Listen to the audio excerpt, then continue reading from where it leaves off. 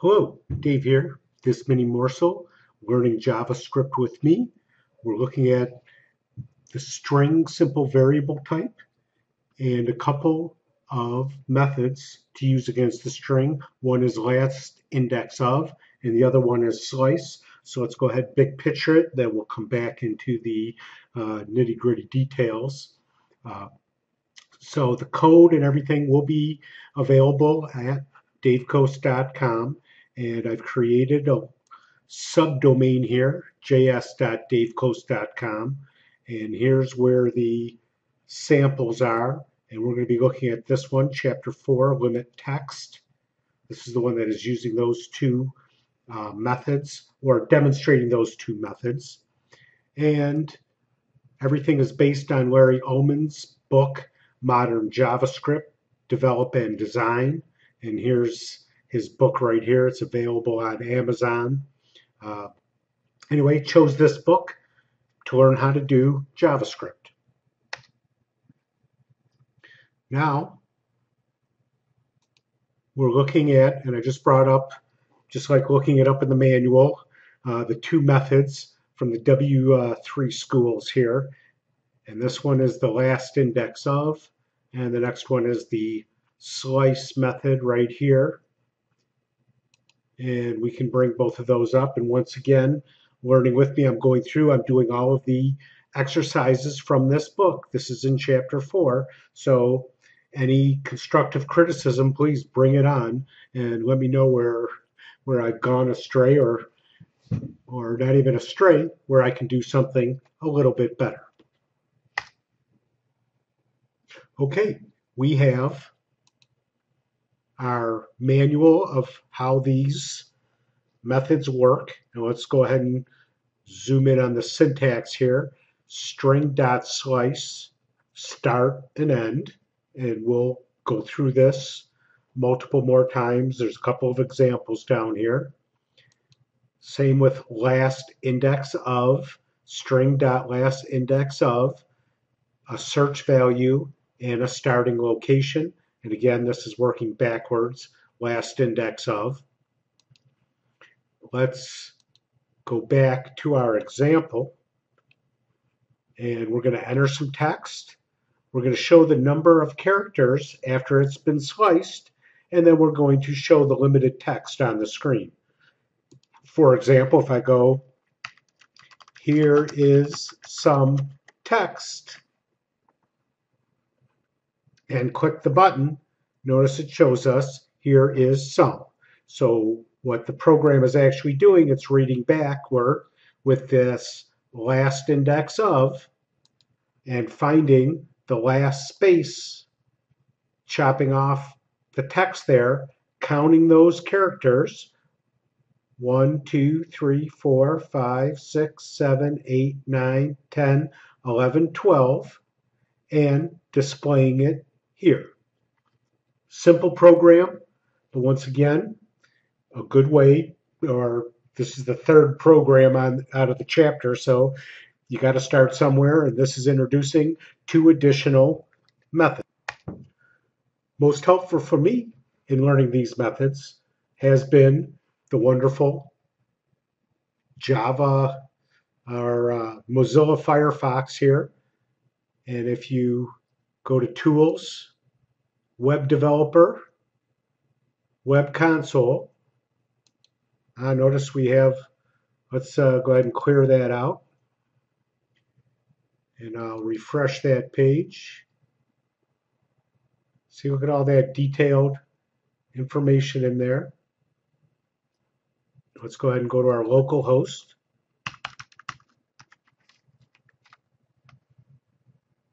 Here's our console. Let's clear it. And let's go ahead and start with a string. I'm going to create something called test string. Let's do it correctly here, right? So it's var test string equal,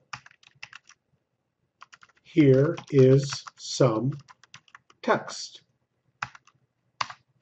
And again, that's the beauty of the console here, is that we can run interactive JavaScript. So now that I have a string out there, right? I have test string. Oh, look at that. Here is some text. And that's the value currently in that string variable. So once again, if we block back to our last index of, right? Let's go ahead and look at what's going on here. Here's the string to search for last index of, and here's the start. This is optional. It tells you where to start. If omitted, the default is the end. So back to our console, and I can do test string dot last index of. Now what do we want to look for? Well, let's look for the word sum, or let's look for the word is, right? If we look for the word is, that should start in position 6, because this is position 0, 1, 2, 3, 0, 1, 2, 3, 4, 5. Oh, I guess it is position. Is that right? Position 5? 0, 1, 2, 3, 4, 5. Yeah, position 5. Let's see what it says. We're going to look for is, and we'll default to the end, and it is 5. Is 5. Anyway, I hope you get the idea. We can check for that. Now if I go ahead and put in 4 there, starting from 4, oh, look at that, not found. And that's why we get the -1. So there's our first method of the day, and that is last index of. And remember, what we're doing in the program, our JavaScript program, is we're looking for the last space of the string. And the next one is going ahead, once you know that position, using that position to grab a slice out of the string. So once again, back here in Firefox, let's go ahead and we'll do slice, and we'll grab from position 5 with nothing else. Let's see what we get. SLI, I think we should spell it correctly.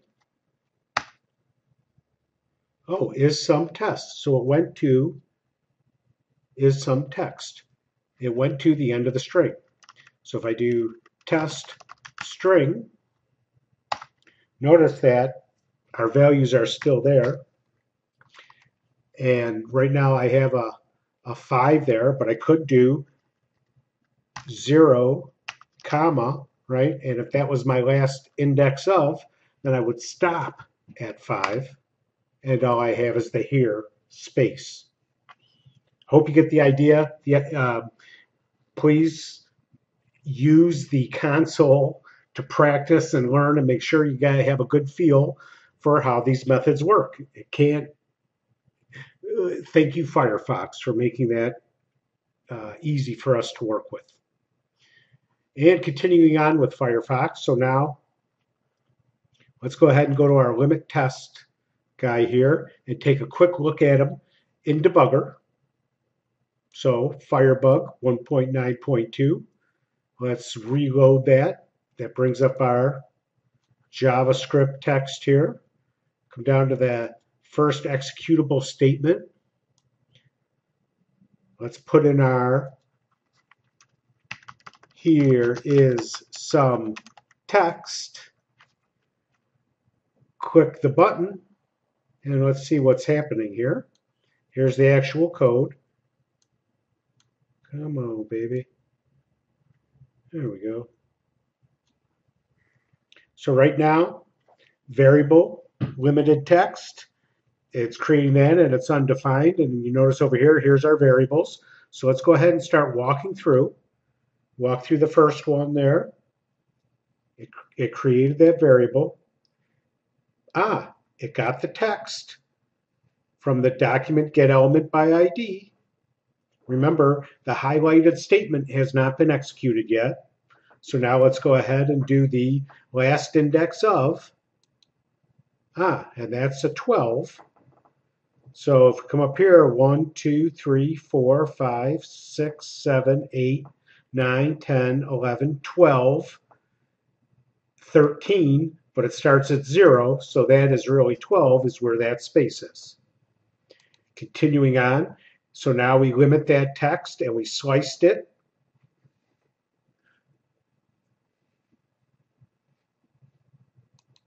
And stepping through to the next statement here, and now sending it the value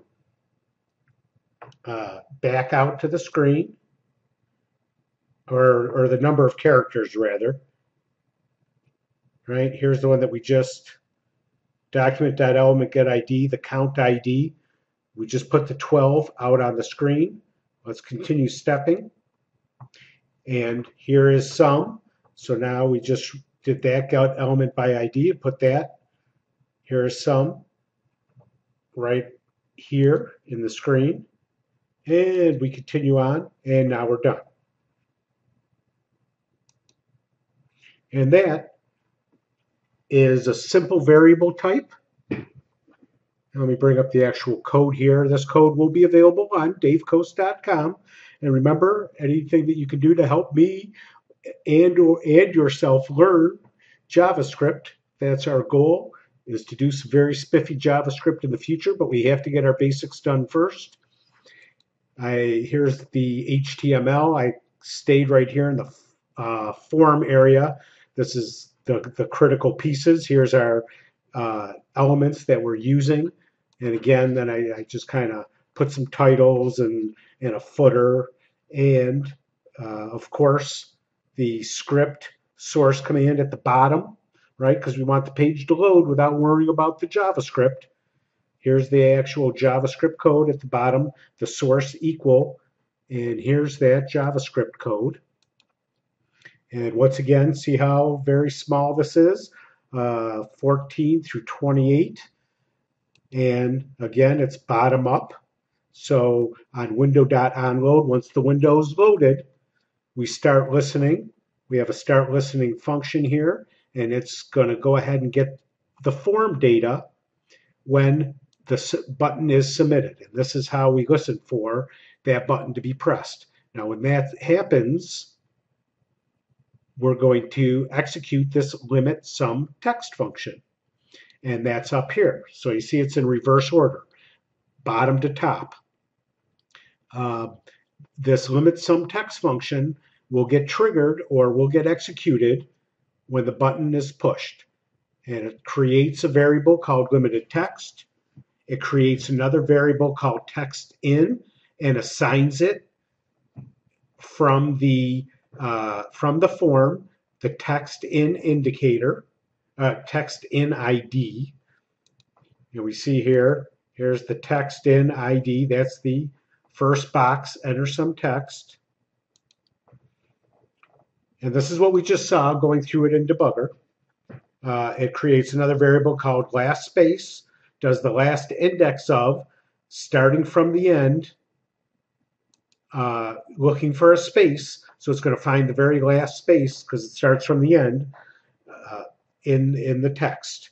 And then we limit that text by slicing from the very beginning until the index of the last space. Remember, this is the index value of that last space. And then we do document get element by ID count ID, and we set that to the length of our limited text that we just sliced out. Now the book actually goes ahead and shows the length of the text that came in. Doesn't matter. Either way, we're using this dot length method, and it will place the length of a string variable out into any other variable. It just so happens that this variable is referencing the count actually part of the document. That's why it's doing the get element by ID. And finally, here's our text out ID, and that's our limited text. We return false, so it does not listen for that button again. Let me move that out of the way, right? Here's that count ID. Here's our limited text. Here's the button. And in order for us to terminate, we return false. And then it just doesn't get into a recursive loop and execute again, although certain browsers, I'm sure, can probably handle that. Anyway, so there's our entire JavaScript program. And I also have just some styling out there playing around. Again, would welcome any kind of hints. We have our HTML. We have our JavaScript program. We are using a very simple button that is pushed by a visitor after entering some text, and we tell them how long the limited text is and show them the limited text. That is the Chapter 4 text slicer example from Modern JavaScript book written by Larry Altman. Hope you enjoyed that. Thank you very much for watching. DaveCoast.com.